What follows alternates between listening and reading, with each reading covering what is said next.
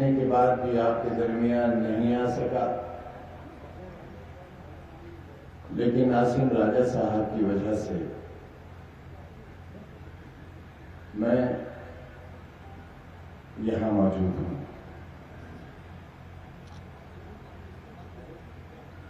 गुजरे दिन और गुजरे दिनों की यादें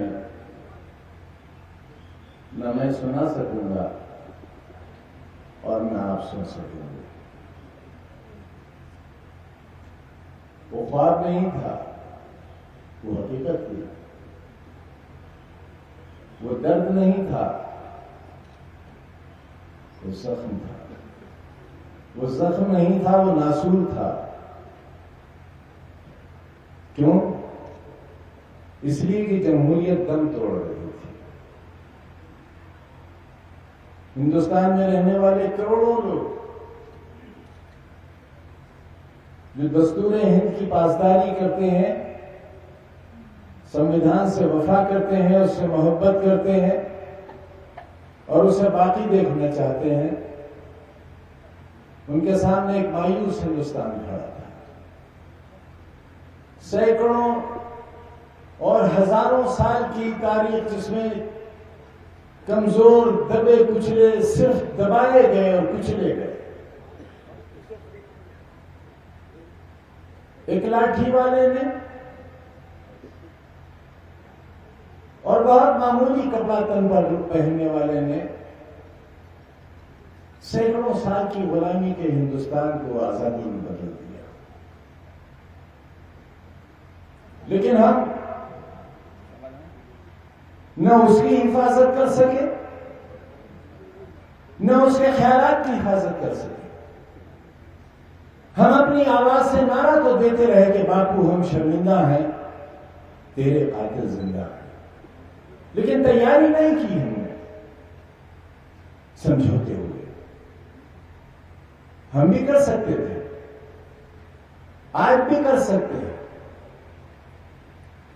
लेकिन याद आती हैं माजी की यादें। याद आता है टेक्सटाइल मिल, याद आता है अंग्रेजों और नवाबों का मिला जुला जुल्म।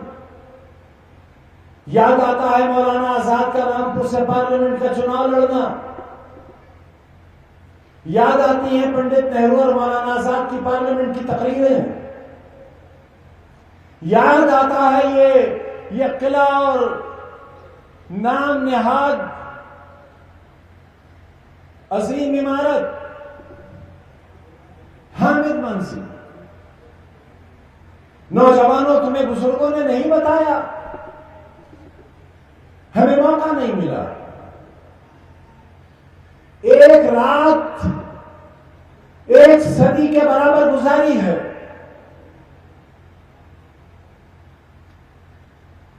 एक लम्हा एक जिंदगी के बराबर गुजारा है। तुमसे जुदाई मौत से बदतर थी, मौत बेहतर थी उस जिंदगी से। जो शख्स तुम्हारे साथ जीता हो, तुम्हारे साथ हंसता हो, रोता हो, मुस्कुराता हो, तुम्हारी गलियां ढूंढता हो, तुम्हारे गांव घूमता हो, तुम्हारे चेहरे की उदासी तलाश करता हो, तुम्हारे आंसू पीता हो, तुम्हारे दिल की धड़कनों को गिनता हो और चाहता हो कि वो सीना चीर कर अपना दिल तुम्हारे जिस्म के अंदर तस्लीम कर दे। वो वहां बहुत अकेला था, बहुत उदास, बहुत मायूस था और उसे सब खबर थी तुम्हारी बर्बादी की। मैंने याद दिलाया था, किसी ने गौर नहीं किया था कि हामिद मंजिल की ऊंचाई खाना खुदा की मीनार से ऊंचा है। उस वक्त का हुक्मरान, उस वक्त का नवाब, जिसके सामने झुककर 7 सलाम किए जाते थे, उसकी इमारत, उसकी मंजिल अल्लाह के घर की मंजिल से ऊंची थी। उसके इस तकब्बुर को तोड़ना था, उसके जुल्म से इंतकाम लेना था। उसने हमारे अजदाद के साथ जो किया था वो जो सिलसिला आज भी जारी है, वो साजिशें आज भी जारी है, तुम्हारी तबाही और बर्बादी के मंसूबे आज भी तैयार होते हैं। उसे कमजोर मत समझना,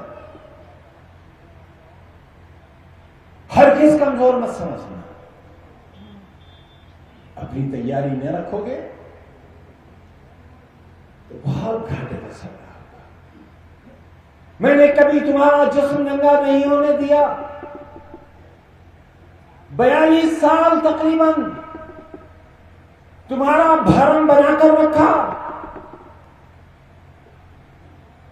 तुम्हें खरोच नहीं आने दी, तुम्हारे ऊपर पुलिस की लाठी नहीं उठने दी,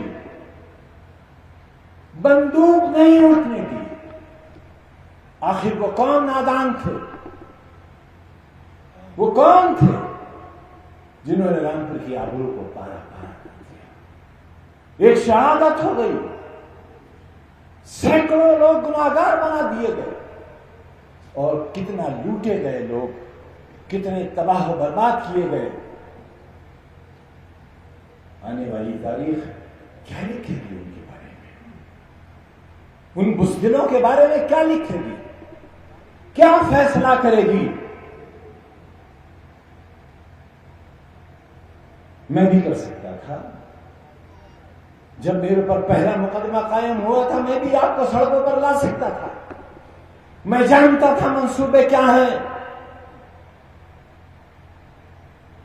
लिहाजा मैं मुर्गी चोर, बकरी चोर, भैंस चोर, किताब चोर, फर्नीचर चोर, और चोरी की दफा नहीं, डकैतियों की दफा लगा दी। मेरा बेटा 2 साल से ज्यादा जेल काट कर आया, 1 साल से ज्यादा मेरी बीवी जेल में रही, आज भी अजहर जेल में है। गुड्डू मसूद चंद रोज पहले ही जेल से छूटे हैं, और भी शर्त के साथ। किसके लिए? किसी जायदाद के लिए, किसी जाती अना के लिए, किसी फायदे के लिए? हां, एक गुनाह है, वो अजीम गुनाह है, उसकी सजा मिली है। तुम्हारे हाथों और तुम्हारे बच्चों के हाथों में कलम दे देने की बात। यही तो साजिश थी दुनिया की, और आज भी यही है कि तुम अच्छे मिस्त्री बनो, तुम टायर का पंचर छोड़ो, तुम आलिशान इमारतें बनाओ, खेत में मजदूरी करो, रिक्शा चलाओ, लेकिन तुम्हारा बेटा डॉक्टर इंजीनियर न बन सके, क्लर्क न बन सके, और यहां तक कि चपरासी भी न बन सके। इस साजिश का मुकाबला करने के लिए रामपुर के लोगों, आप सबने हमारे साथ एक अहद लिया था, और मैंने इसी मैदान से वादा किया था, और लोग हंसते थे मेरी बातों पर कि आज नहीं तो कल वो दिन जरूर आएगा जब मैं रामपुर को हिंदुस्तान के और दुनिया के नक्शे पर लेगा। आप गवाह हो, तालीम के ताल्लुक से भी, और जो जुल्म हुआ है उस जुल्म के ताल्लुक से भी रामपुर दुनिया के नक्शे पर है कि यहां के लोग मजलूम हैं। बहुत कितनी बड़ी तहरीक चलाई बाबरी मस्जिद कि मीरर था मैं, लेकिन एक बयान उस जमाने का किसी हिंदू देवी देवता के खिलाफ अगर दिखा दो, अगर हमारी जबान से तौहीन का एक लफ्ज कुछ सबूत के तौर पर पेश कर दो, तो पूरे परिवार के साथ रामपुर छोड़ देंगे और कभी शक्ल नहीं दिखाएंगे रामपुर का। और ऐसा क्यों किया? क्योंकि मेरा दीन कहता है, मेरा अल्लाह कहता है, मेरा कुरान, मेरे नबी का हुक्म है कि खबरदार किसी दूसरे मजहब के पेशवाओं को की तौहीन न करो, क्योंकि अगर पलटकर वो तुम्हारे पेशवाओं की तौहीन करेंगे, याद करो कौन हो तुम। नबी करीम के सल्लल्लाहु अलैहि वसल्लम पर पथराव हुआ ताइफ की गलियों में, घेर लिया आपको और आपके नालैन शरीफ खून से भर गए। आवाज आई हवाओं से कि ऐ मोहम्मद, कहो तो हम इतनी तेज चलेंगे बस्ती फना हो जाए। आवाज आई कि ये जमीन फट जाए और ये बस्ती इसमें दफन हो जाए। पहाड़ों से आवाज आई, ऐ मोहम्मद, हम आपस में मिल जाएं और ये बस्ती नेस्तो नाबूद हो जाए। उस वक्त क्या किया मेरे प्यारे नबी ने? बददुआ दी, इंतकाम लिया, बदला लिया? नहीं, घुटनों पर बैठ गए और अल्लाह के साथ एक रिश्ता जोड़ा उस वक्त और कहा, अल्लाह इन्हें माफ कर दे, ये नादान है, ये नहीं जानते, ये मासूम है, इन्हें अक्ल दे। आपने ऐसे को भी माफ किया। और फिर तारीख लिखती है कि जिस रफ्तार से हुजूर के वफात के बाद, आपके पर्दा कर जाने के बाद मक्का और मदीना की गलियों में लोग रोते हुए घूम रहे थे और कहते थे आज खत्म हो गया इस्लाम, दीन खत्म हो गया क्योंकि मोहम्मद चले गए। लेकिन ऐसा नहीं हुआ। आपके जाने के बाद तारीखदां ये लिखते हैं कि जिस रफ्तार से घोड़े दौड़ते थे उस रफ्तार से हक का पैगाम आगे बढ़ता। मेरे प्यारे नबी के खिलाफ, उनकी तौहीन करने वाले के खिलाफ या उन अल्फाज को जो हुजूर की शान में गुस्ताखाना कहे गए उनको दोहराना भी गुनाह है। उन अल्फाज की वापसी अपनी जबान से अदा करना गुनाह है।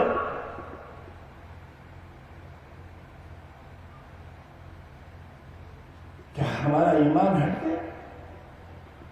हमारा अकीदा अपने अल्लाह से हट गया?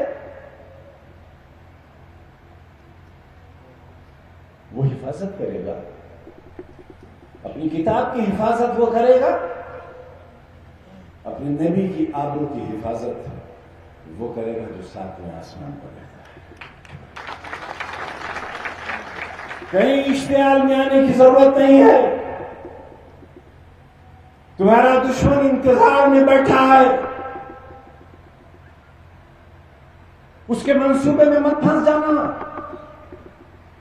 उसकी साजिश का शिकार मत हो जाना। मैं तमाम हिंदुस्तान के लोगों से अपील करता हूं, अमन की, अमन बहाली की, मोहब्बत की। याद रखो, आज फिर दोहराता हूं, कभी आग से आग नहीं बुझाई जा सकती, सैलाब को पानी से नहीं रोका जा सकता, नफरत को नफरत से नहीं मिटाया जा सकता। आग के बुझाने के लिए पानी की जरूरत है और नफरत को मिटाने के लिए मोहब्बत की जरूरत है। मोहब्बत का पैगाम दो। तुम्हारे मोहब्बत के पैगाम से न जाने कितनी तब्दीलियां आई हैं दुनिया में और न जाने कितने बदलाव आएंगे।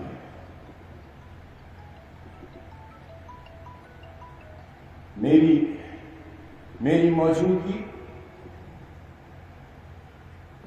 इस बात की दलील है कि मैं जिंदा हूं और मैं जिंदा हूं तो मैं जिंदा हूं।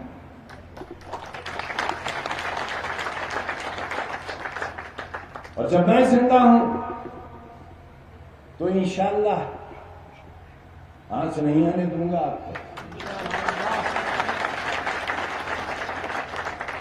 थोड़ा सा कमजोर हो गया इसलिए कि तुम भी तो कमजोर नजर आ रहे हो। कहां है तुम्हारा जोश? कहां है तुम्हारे अंदर का इंसान?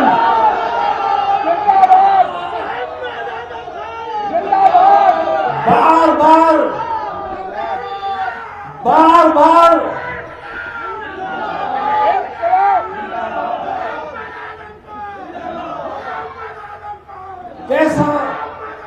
कैसा भयानक कोरोना हुआ था मुझे।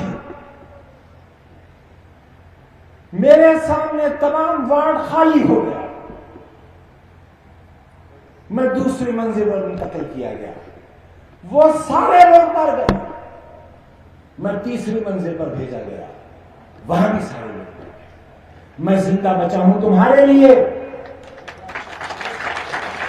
मैं वापस लौट कर आया हूं तुम्हारे लिए।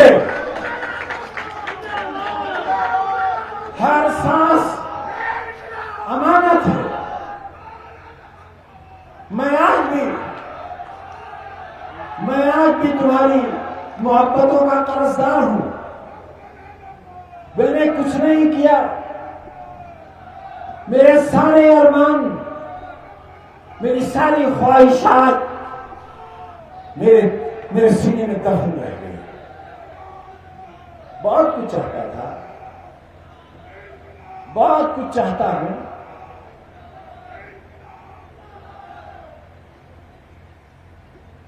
लेकिन मेरी ये सेहत की कमजोरी बहुत दिन नहीं रहेगी। मुझे मारने का पूरा मंसूबा था। हाँ, मुझे कत्ल नहीं करना चाहते थे क्योंकि कत्ल का इल्जाम नहीं लेना चाहते थे, लेकिन कोई कसर नहीं रही थी मुझे मारने में। मुझे, मेरे बच्चे को, मेरी बीवी को सीतापुर जेल पूरे हिंदुस्तान में सुसाइडल जेल के नाम से जानी जाती है। वहां लोग खुदकुशी बहुत करते हैं। कहीं और भी भेज सकते थे, लेकिन तीनों को सीतापुर भेजा कि जो इन तीनों में सबसे कमजोर होगा वो पहले अपनी जान देगा, और जब वो जान देगा तो उसके लिए दूसरा जान देगा, और जब 2 जान दे चुके होंगे तो तीसरा जान देगा, और 3 जनाजे सीतापुर जेल से बाहर निकलेंगे। ये था मंसूबा। क्या आपको इसका एहसास नहीं है? हिंदुस्तान की कोई मस्जिद ऐसी नहीं है, कोई मंदिर, कोई गुरुद्वारा, कोई गिरजा ऐसा नहीं है जहां रामपुर वालों तुम्हारे लिए दुआ नहीं होगी।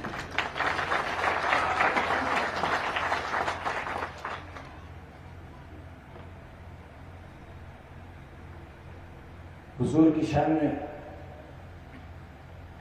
गुस्ताखी करने वाला बदनसीब है, बहुत बदनसीब है। उस बदनसीब का साथ मत दो, और उसके जुमलों को दोहराओ मत। जो बदनसीब है उसको उसके नसीब पर छोड़ दो, उसे उसके हाल पर छोड़ दो। दुनिया का कोई तानाशाह नहीं बचा। याद करती है तारीख उन लोगों को, और याद करेगी जब तक दुनिया रहेगी, लेकिन तानाशाह के नाम से, उस नाम से याद नहीं रखेगी कि जमीन पर अल्लाह ने एक ऐसा इंसान भी भेजा था जिसके वजू की एक बूंद भी जमीन पर नहीं गिरी थी। एक ऐसा इंसान भी जमीन पर आया था, उसे रसूल कहा, उसे नबी कहा। उसकी शान में तो कोई गुस्ताखी कर ही नहीं सकता। उसकी शान तो इतनी बड़ी है कि शान का लफ्ज बहुत छोटा है। जिससे अल्लाह इश्क करता हो, जिससे अल्लाह मोहब्बत करता हो, फिर किसी की नफरत से किसी पर कोई असर नहीं पड़ता। अपने शहर को, अपने जिले को, अपने रिश्तों को उसी तरह जोड़कर रखो जिस तरह 1942 से लेकर 2022 तक आज तक जोड़कर रखा है।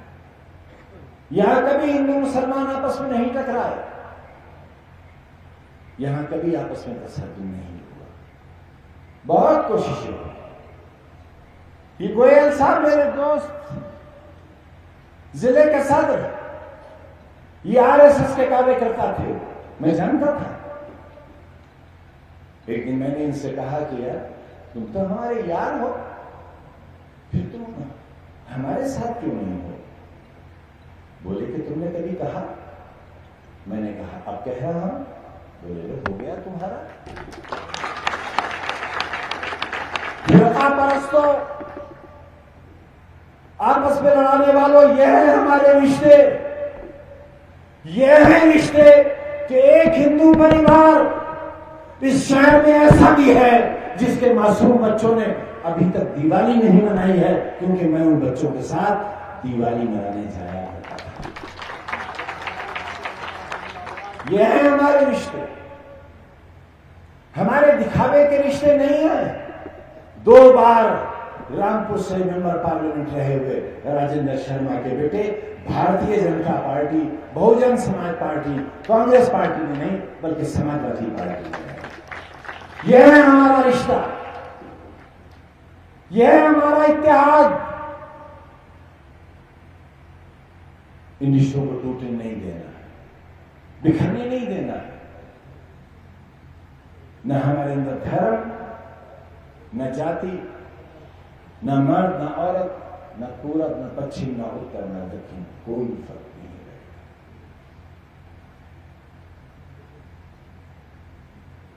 आसिम राजा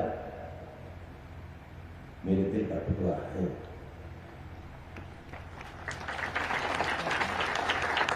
और मेरा दिल चाहिए तब देखोगे तो आप उसमें सब हो। उठाएगा कोई तकलीफ इतनी जितनी हमने उठाई है? कहीं तो टूट जाएगा, कहीं तो बिखर जाएगा, कहीं तो समझौता करेगा। बहुत रोए हैं, बहुत रोए हैं, आंखें खराब कर ली हैं, लेकिन बस उस मालिक के आगे। और यही दुआ करते थे कि अल्लाह तेरे मुजरिम है, सजा तू दे, लेकिन उनसे सजा न दिलवा जिनके मुजरिम नहीं है। आसिम राजा शमसी है, पठान नहीं है, सैयद नहीं है, शेख नहीं है, अंसारी नहीं है। मेरे दिल के लिए इससे बड़ी और क्या तकलीफ हो सकती है कि 1977 से जो शमसी मुझे दीवानगी के साथ वोट देते चले आ रहे हैं, और 1977 में जब पहला चुनाव में हारा हूं तो उनकी दुकानों पर हमले हुए, लूट लिया उनके बाजारों को, तोड़ दी गई दुकानें, कांग्रेस जीती थी।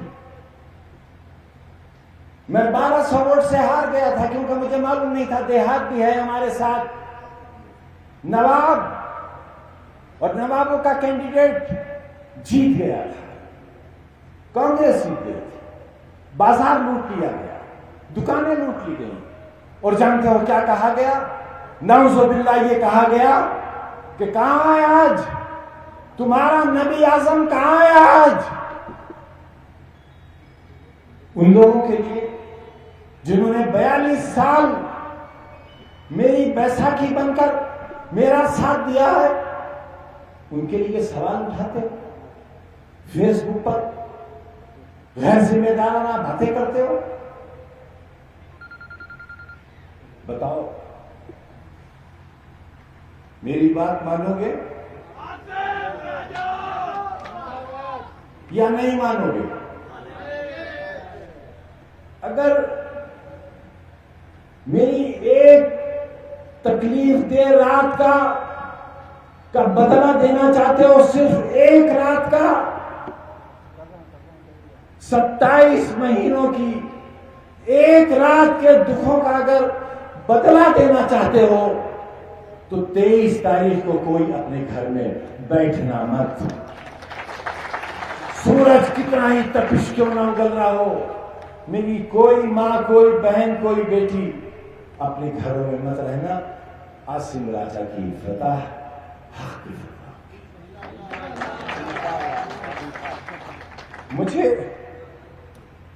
मुझे शर्मिंदा मत कर देना,